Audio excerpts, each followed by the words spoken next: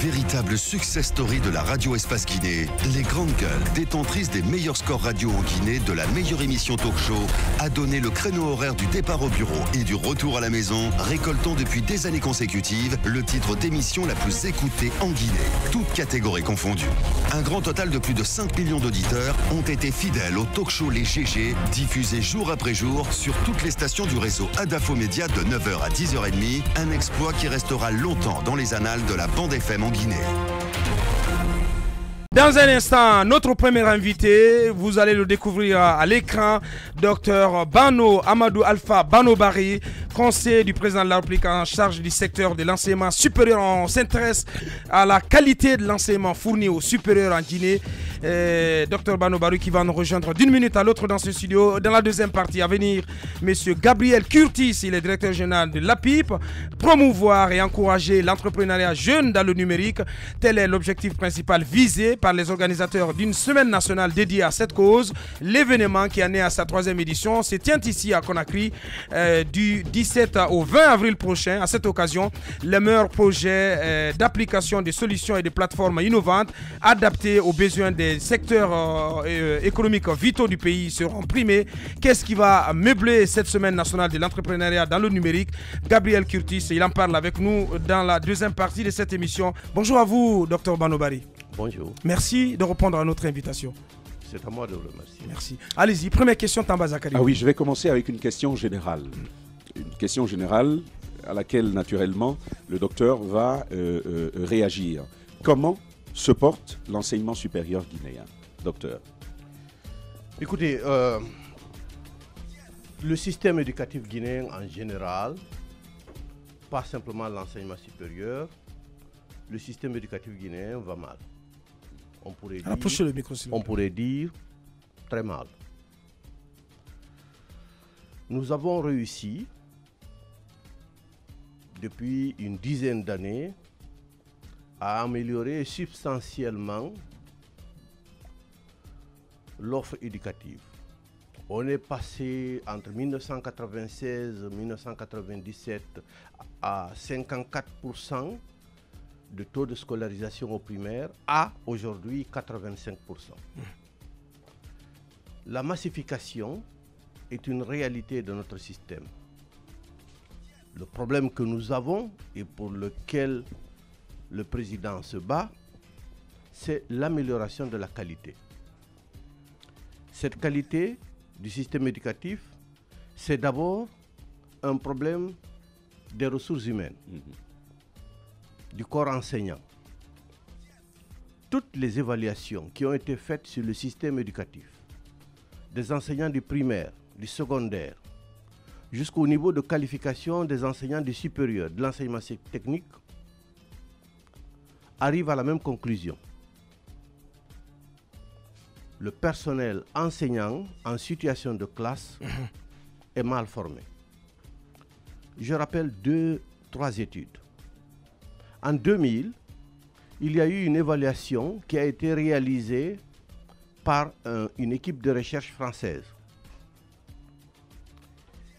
Ils sont arrivés à la conclusion que le niveau d'apprentissage des étudiants de CM2, de CE2, est en lien direct avec le niveau de qualification de leurs enseignants. Une évaluation qui a été réalisée par la cellule nationale d'évaluation de l'enseignement préuniversitaire à l'époque a classifié les enseignants du primaire en 3 catégories. Ouais. Avec une catégorie, le tiers des enseignants qui sont ce que l'on a appelé le tiers faible, qui, grosso modo, on a même inventé un mot, on les a appelés les non formables. C'est-à-dire que le niveau est tellement bas. Des formateurs non formables. Non formables. C'est incroyable. Hein? Quelle en était l'ampleur? Donc, le tiers. Qui, au lieu de former, d'ailleurs, nos enfants, aussi les déforment, on va dire comme ça. Oui. Moyen. Et même le tiers moyen, en fait, pour le remettre à niveau, cela demandait un appui, une formation relativement importante. Si vous prenez la dernière étude qui a été réalisée en 2017, qui a été réalisée par le responsable du programme mondial d'éducation qui se trouve à New York, et qui est venu à Bokeh, dans une salle de classe, et a demandé une séance de lecture des meilleurs élèves. Il s'est rendu compte qu'il y avait des élèves qui lisaient extrêmement bien, mais lorsqu'il a approché l'élève, il s'est rendu compte que l'élève lisait une page qui n'était pas ouverte.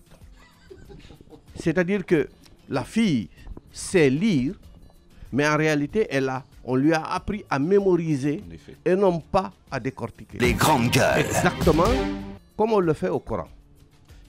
Il y a cette Attendez, question. attendez, Tama. Attendez, Antoine. Si vous prenez au niveau du supérieur, vous avez sensiblement aujourd'hui 51% du personnel enseignant avec un diplôme de licence. 51%. 51%. 31% avec un diplôme de master, c'est-à-dire master 2A, 2SS.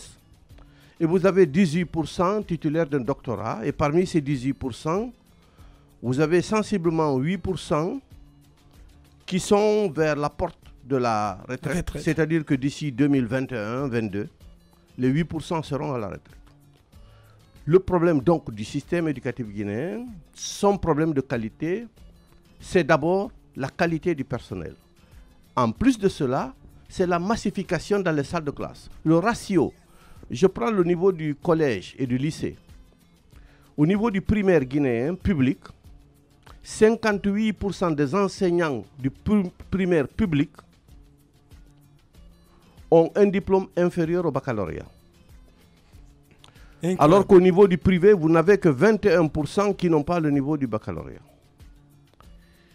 Aujourd'hui, d'ailleurs tout le monde le sait, les meilleures écoles à Conakry sont des écoles dans lesquelles vous avez des étrangers qui enseignent. Les grandes gueules. Les meilleurs élèves de la Côte d'Ivoire dans les années 60-70 ont eu leur cours de maîtrise en français et en mathématiques par des Guinéens. Aujourd'hui, nous sommes dans le sens inverse. Grosso modo, il y a donc un problème de qualité des ressources humaines, mais aussi nous avons un problème d'effectifs. Parce que vous avez au niveau du secondaire guinéen, sur les 3 millions et quelques d'élèves du secondaire guinéen, vous avez 2 millions et quelques qui sont dans le public. Ces 2 millions et quelques ont 9000 enseignants en 2015-2016. Ce qui fait un ratio sensiblement de 56 élèves pour un enseignant. Alors qu'au niveau du privé guinéen, sur sensiblement 1 million et quelques d'élèves au secondaire privé, vous avez pratiquement le double, presque 18 000 enseignants. Pour un ratio de sensiblement un enseignant pour 18 élèves. Et cette étude que vous évoquiez, l'étude qui avait été réalisée par des chercheurs français, j'ai lu un certain nombre de recommandations à l'intérieur. Entre autres, on devait il y avait des études, il y avait une recommandation qui concernait de la recherche pour davantage comprendre ces différences de niveau. De l'autre côté, il y avait que ces enseignants devaient être formés de manière continue. Est-ce que le gouvernement guinéen en a pris la mesure? Est-ce qu'il s'est lancé dans ce processus de renforcement de capacité? Est-ce qu'il y a un début d'application de ces recommandations? Exactement. Alors, les grandes gueules. Cette étude dont vous parlez avait recommandé, parce qu'elle était arrivée à la conclusion qu'un élève, le niveau d'apprentissage d'un élève est en lien direct avec le niveau de qualification professionnelle et pédagogique de l'enseignant. Et qu'un élève à qui l'on donne des devoirs à la maison améliore ses compétences. Et s'il réalise ses devoirs, le niveau d'amélioration augmente aussi. Cette étude aussi était arrivée à la conclusion qu'il y a une différence à la fois entre le privé et le public en termes de qualité, mais aussi entre les régions. Les régions les moins performantes en termes d'efficacité de l'école sont les régions de la Haute et de la Moyenne Guinée. La plus performante, c'est la Guinée forestière et Conakry et Kindia. Alors, rapidement, cette question à docteur. Mais ça fait sourire, s'il vous plaît. Mais qu'est-ce qui se passe sur ces recommandations, le président de la République a envoyé une première correspondance à son homologue Macron. de la France Oui. pour solliciter un appui substantiel de la France pour la formation des formateurs en Guinée. La réponse du président Macron est extrêmement favorable et il a annoncé la mise à la disposition de la Guinée pour les 3 prochaines années d'une enveloppe de 45 millions d'euros qui va passer par l'AFD et qui va porter à la fois sur l'amélioration de la formation des formateurs, mais aussi sur l'insertion professionnelle des diplômés du système.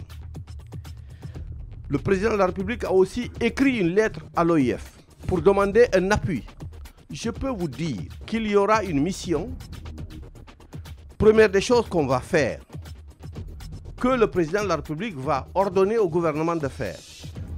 D'abord, c'est faire l'état des lieux des enseignants. Parce que ce que nous...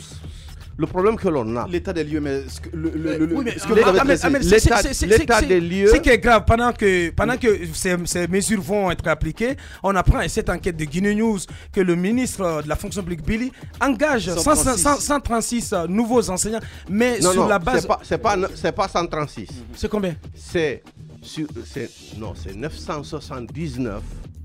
Selon Guinée News, qui ne sont pas passés par un concours. Attendez, sur les 5000 et quelques, 979 ont été envoyés dans le système éducatif. Sans concours. Ces 5000 et quelques, qui sont-ils?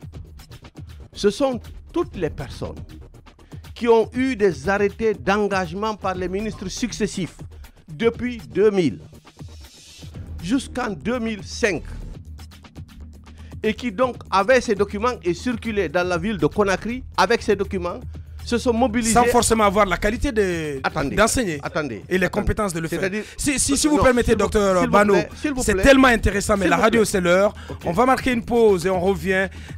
Beaucoup de choses intéressantes à dire ce matin donc, et à apprendre de cette interview que nous allons poursuivre dans la deuxième partie. Une pause et on revient. Les grandes gueules d'Adafo Média, seule émission dans l'histoire de la radio en Guinée à franchir le cap des 5 millions d'auditeurs. À Bokeh, Cancan, Labé sur Radio Espace Région. À Kindia sur Kanyazik. En forêt sur Saheli FM. Meilleure émission talk-show panafricaine sur le continent, jamais éditée dans la sous-région. Bienvenue chez les GG. Ici, on ne prend pas de gants.